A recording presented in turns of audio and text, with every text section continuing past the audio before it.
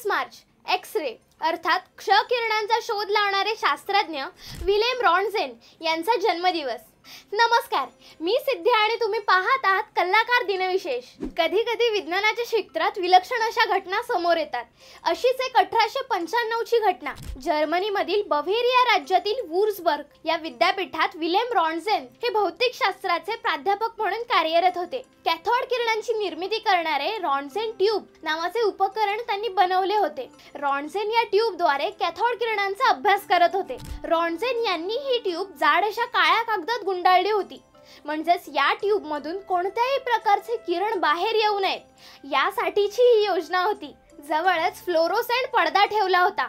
हा पडदा एकाकी हिरव्या रंगाने चकाकू लागला, म्हणजेच या पडद्यावर अदृश्य अशा किरणांचा मारा झाल्यामुळे हा रंगीत प्रकाश उत्सर्जित झाला।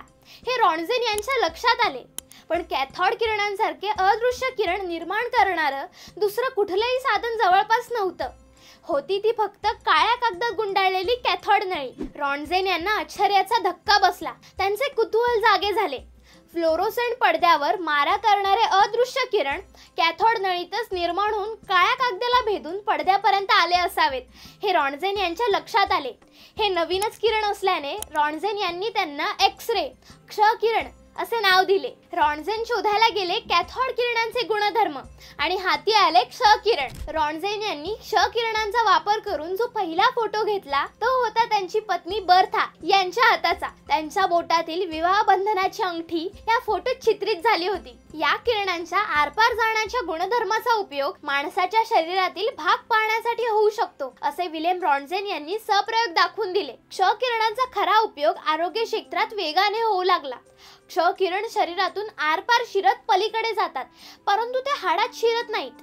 त्यामुळे शरीरातील एखादे मोडलेले हाड किंवा गिळलेल्या धातूचा तुकडा, मूत्रमार्गातील खडे, पित्ताशयातील खडे शोधण्यासाठी आरोग्य क्षेत्रात क्ष किरणांचा उपयोग होऊ लागला। क्ष किरणांच्या उपयोगाच्या वाढत्या संशोधनातून पुढे MRI, सिटी स्कॅन, सोनोग्राफी आदी रेडिओलॉजीच्या ज्ञानशाखा अस्तित्वात आली, जिच्यामुळे मानवी शरीरातील अंतर्गत रचना आणि क्रिया यांचे ज्ञान माणसाला होऊ लागले।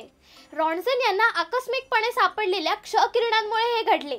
हा शोध एवढा क्रांतिकारक होता की विलेम रॉन्टजेन यांना 1901 सालचे भौतिकशास्त्रातील पहिले नोबेल पारितोषिक देण्यात आले। ही विशेष माहिती आवडली असेल तर लाईक करा, जास्तीत जास्त लोकांसोबत हा व्हिडिओ शेअर करा आणि असेच वेगवेगळे दिनविशेष बघण्यासाठी आपल्या कलाकार YouTube चॅनलला सबस्क्राइब करा। Instagram, Facebook पेजला फॉलो करा आणि बघत राहा कलाकार दिनविशेष।